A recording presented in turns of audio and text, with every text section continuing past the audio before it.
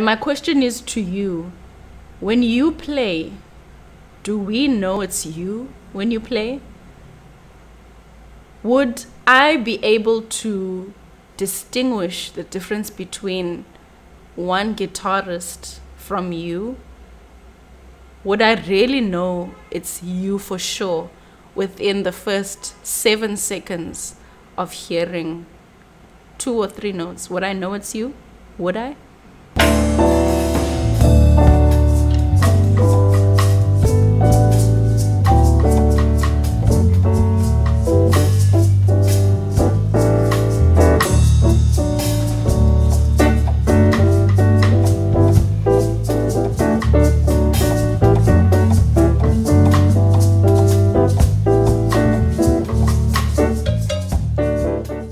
Those were the beautiful sounds of Moses Molelekwa. The beautiful South African sounds of Moses Molelekwa. I think Moses Molelekwa is one musician that I can say from South Africa that really did not compromise himself. You can pretty much hear that he's from South Africa just in the way that he plays, you know. I think a lot of the times for us as South African musicians, we tend to want to sound like jazz, bebop, like African American jazz, bebop, which, you know, is not a bad thing, especially for technique. But sometimes during the learning process, we can tend to compromise ourselves, and we kind of need to remember what our identity is in the music. Not that the identity ever leaves, but I think this is a worthy topic to delve into. Hey guys, so in this video, I would love to share with you something that I've been reading. And generally, this is actually a topic that I'm quite interested in because it's something that I've dealt with in my experience as a performer and just as someone who has studied jazz. So the book that I want to share a little bit of information from is this beautiful book. Oh my gosh, I love this book. It's called The African Diaspora, or Diaspora, however you say it. And it's a book about music across like all the black people that have been scattered around the world. And I particularly love the jazz section in this book. If you can get a handle on this book, then please do. Ingrid Monson, I believe she's the editor, but I think there are a few other editors of this book. It's basically like an ethnomusicology sort of perspective. So there's a lot of information and interviews and writings from other people that have sort of been analyzed.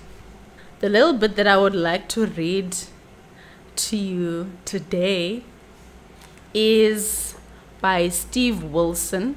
Steve Wilson is a wonderful saxophone player, and this section reads: Steve Wilson explains the importance of working on individual sound in discussing his teaching methods. He notes that many students come to him wanting to know how to play the hippest stuff on the changes. He redirects their energies toward sound production, asking whether they could play a whole note in a tune the way alto saxophonist Johnny Hodges might have.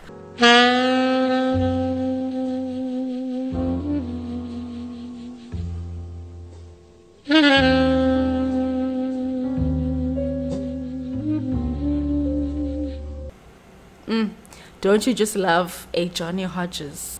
That's how you can identify Lester Young, Johnny Hodges, Coleman Hawkins, Sonny Rollins, or Coltrane by one note.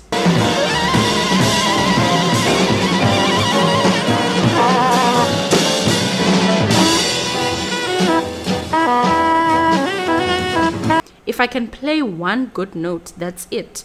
And that's the way I try to approach my teaching. It's to really have your own sound. After all is said and done, after studying everybody, have your own identity. And I think that's so important, because if I think of someone like Kenny Garrett, for instance, and I think Kenny Garrett is fantastic because when I hear him, I know it's him.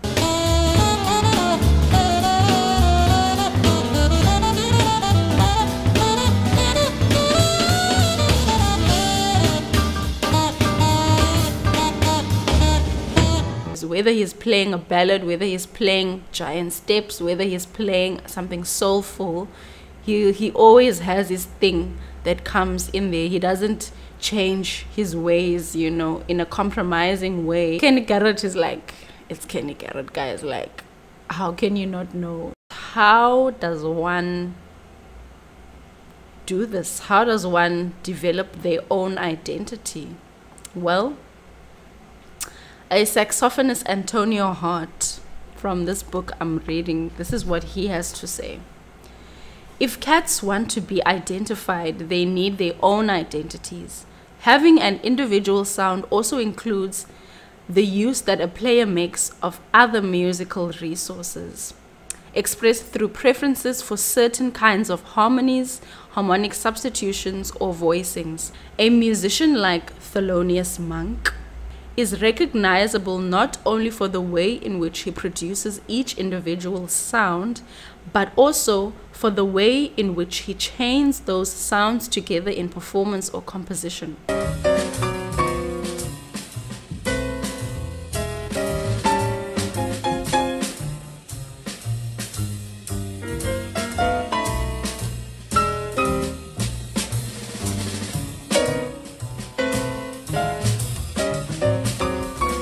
Finding one's own identity in a playing context can be tricky when you're bombarded by, especially in an education space, when you're bombarded by all these techniques and all these things you need to do. You're kind of like, you need to follow your own sound. What Antonio Hart is saying here is that when you learn bebop major scale, when you learn chord substitutions, have your own way of getting around that. So don't just play it the way Charlie Parker would have played it.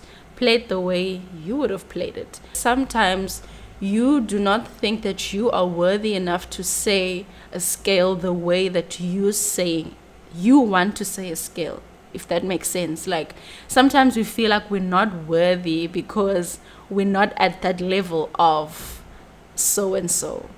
And so the way that I would interpret it is not right. It's kind of like weird. We do need to listen to music in the past to know sort of what we're doing, because the past does inform the future. But there's a level of courage that you need to have within yourself to play a note a certain way.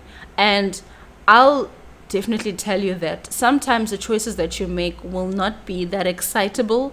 Sometimes they may be poor choices. But a peer of mine once said, a musician, you know, I'd rather sound whack and have tried something new at a gig than just play the same old, same old. So take chances, you know, chances that are informed by the things that you've learned, that are informed by who you are. Take those chances, and over time you'll see that you will start to trust yourself more, and you'll be able to gain a strong sense of identity. And when you play, we will know that it's you. I just want to give you a snippet now, a few snippets of musicians that I think have sort of been well known because their identity, you cannot question who they are. So these are some of my favorite musicians, and here they are.